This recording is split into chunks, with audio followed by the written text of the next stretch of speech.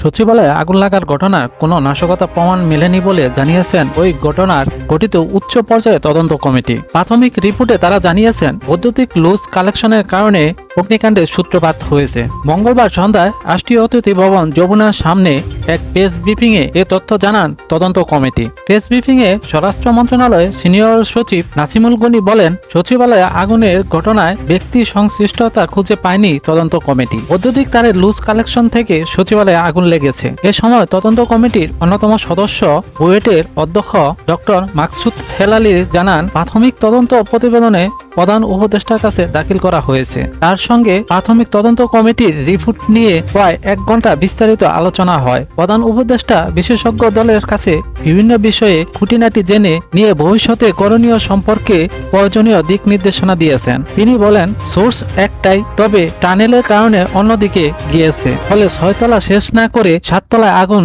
নেভানো সম্ভব ছিল না। বাইরে থেকে 2 জায়গায় আগুন মনে হলেও এটা আসলে ইন্টারকালেক্টেড বলে এমন মনে হয়েছে। বাংলাদেশ সেনাবাহিনী বিস্ফোরক বিশেষজ্ঞ ব্রিগেডিয়ার জেনারেল মাহবুবুর রাসেল বলেন, স্কোয়াড সহ বিভিন্নভাবে আমরা পরীক্ষা নিরীক্ষা করেছি, কোনো ধরনের বিস্ফোরকের আলামত আমরা সচিবালয়ে পাইনি। ফায়ার সার্ভিসের মহাপরিচালক ব্রিগেডিয়ার জেনারেল মোহাম্মদ জাহেদ কামাল বলেন, ইন্টেরিয়ার ডিজাইনের জিনিস থাকাতে আগুন ছড়িয়েছে দ্রুত। সচিবালয়ে অগ্নি নিয়ন্ত্রণ ব্যবস্থাও ঘাটতি ছিল বলে জানায় ফায়ার সার্ভিস।